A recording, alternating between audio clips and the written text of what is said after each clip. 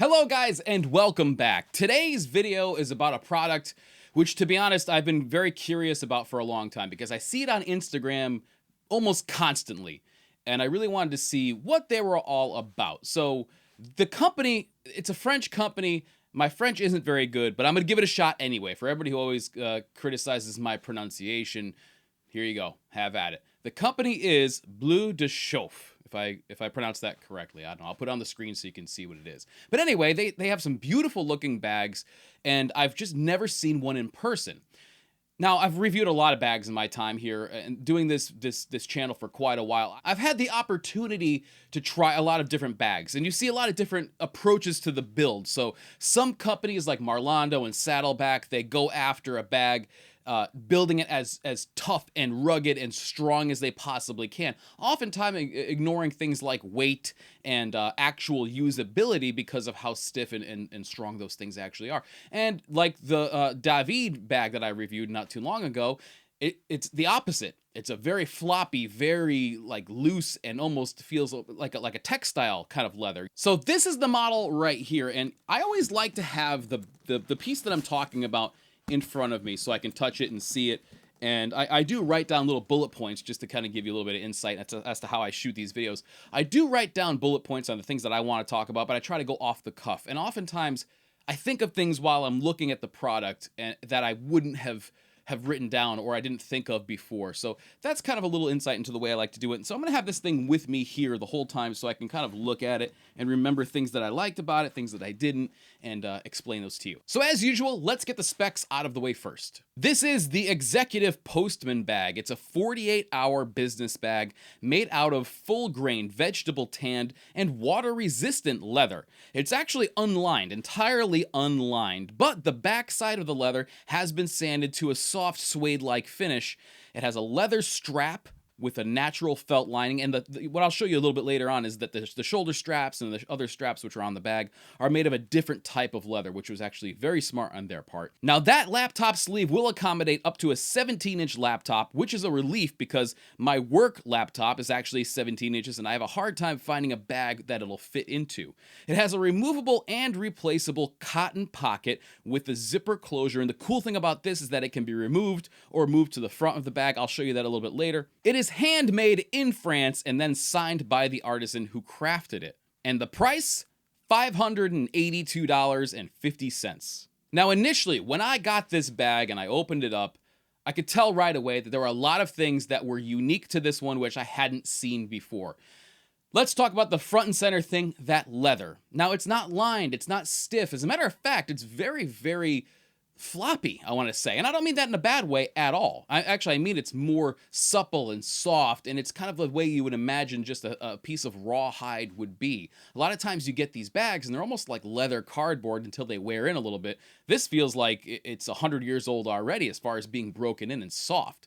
Now that's either something that you like or you don't like. One of the things about this bag is that since it is nice and floppy and worn in and soft feeling, it's not going to be one that you could just put on your desk and stand up by itself. Now, that's not an indicator of quality, the fact that it'll stand up by itself. It's just the way that it was built. And there's a lot of things on here which you could tell aren't overbuilt. They used exactly the type of stuff that will do regular duty on an average day for most people. They didn't put on big old buckles which you could tow a car with, as you'll see on bags like Marlando, etc. They used a scale and size of hardware that seems applicable to the bag. And I used this, I actually took this on a 3-day trip, used it the way that you're supposed to use a bag, which is, of course, your carry-on, stuffing it under the seat in front of you, having to get into it and get things out of it, putting it through its paces. And there are definitely times where I would put it down and it would fall over, so you have to kind of prop it up against something. Not a deal breaker for me, but if it is for you, that's just something to keep in mind.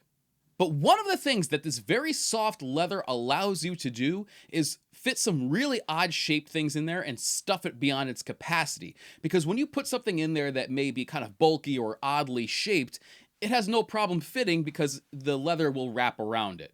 Sometimes when you get a bag which is more like a cardboard box, well, it's very limiting as far as what you can fit in there. Sure, a laptop, a binder, things that are square fit in there no problem. But what if you want to put a camera with a lens? Or what if you just have something that you picked up at a flea market and you want to stuff it into your bag? Sometimes that could be a little bit difficult. And I know with some of the other bags that I've tried, especially when they're thick leather, veg tanned, or stiff, and then they're lined, they don't exactly have a lot of room for expansion. And that's one of the things that I always liked about textile bags, is that they'll allow you to stuff way more in there. You get that same ability with this bag, which is really nice because anything that you're going to bring with you or things that you didn't expect to carry fit in it without a problem. Now, this leather is really something special. As you can see, it has a very aggressive grain. It has natural wrinkling. It has a lot of just natural characteristics to it. Even the edges where they're cut, they've left them unbound. They're not dressed up in any way. It's just like they let the leather speak for itself. And I love this. There's a certain purity that comes from that. Now, of course, I do love a nicely burnished edge.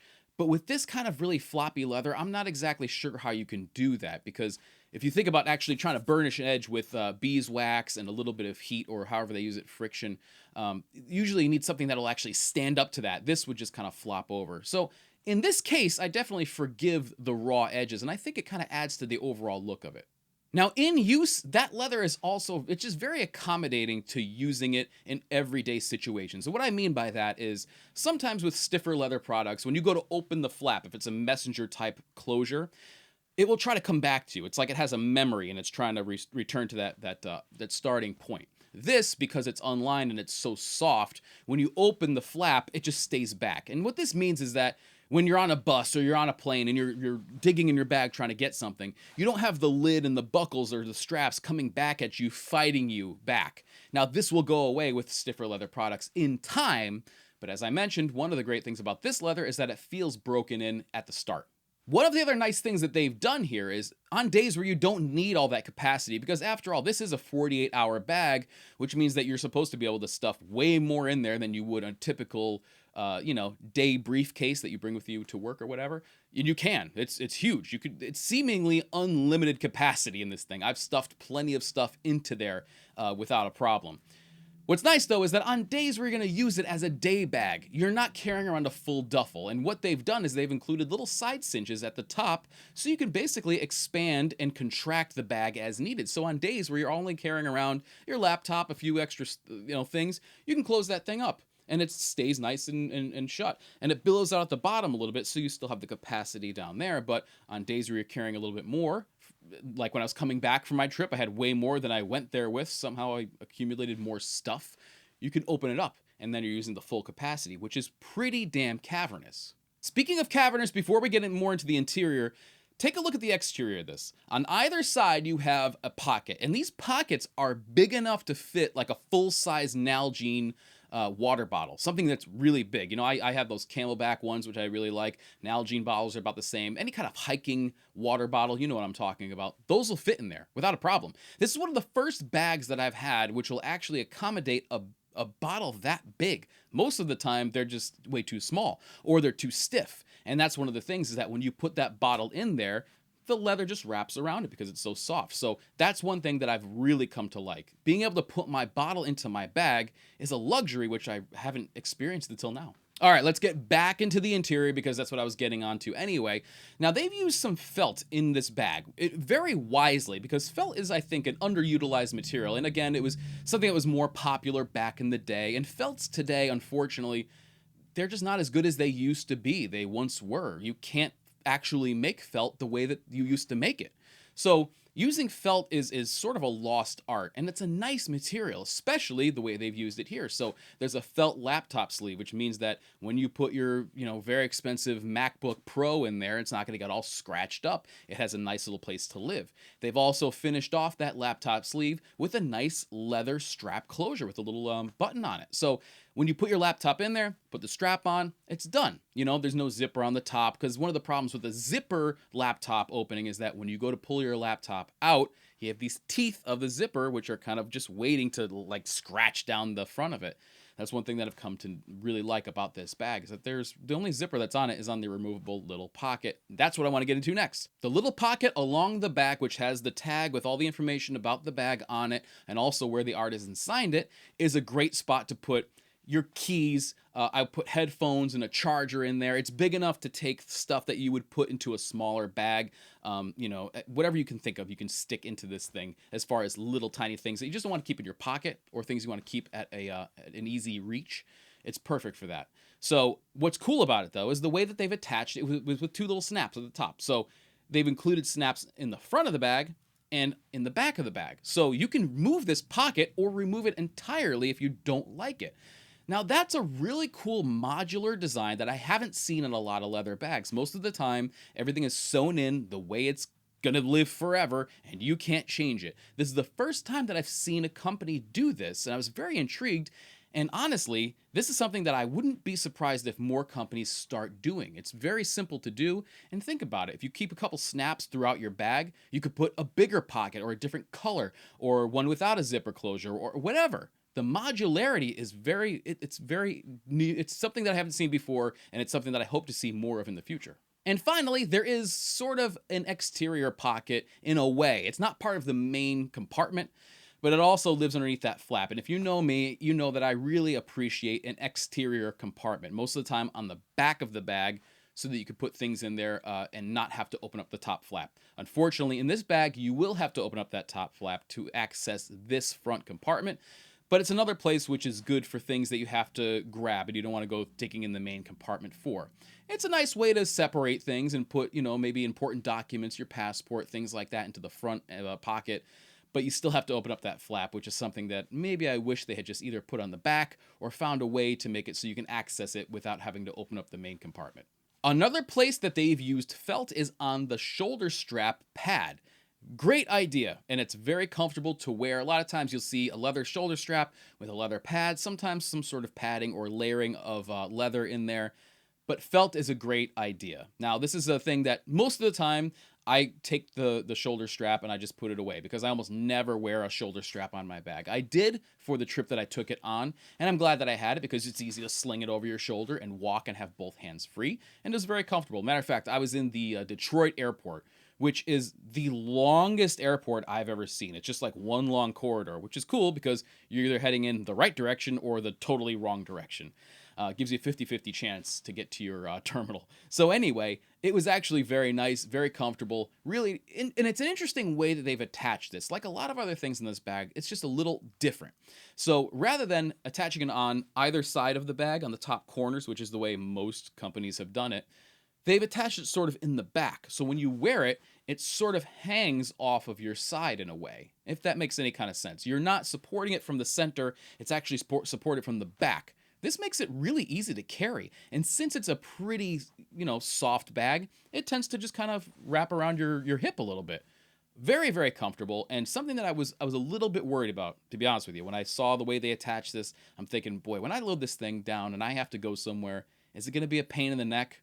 And it wasn't. It was actually just fine. It worked perfectly. Flawless. And you'll notice that that strap is actually made out of a different leather than the rest of the bag, as are the front closure straps and the side cinches. Now, the reason that they did this, if they tried to use the same leather, number one, it's thin, it's floppy, it wouldn't hold up to that kind of abuse. So think about how thin and supple that leather is. If you put a pin through it, like you do on a buckle, then it would just pull through eventually. Same thing with your shoulder strap. So they've put some real thought into the different materials that they've used in this bag.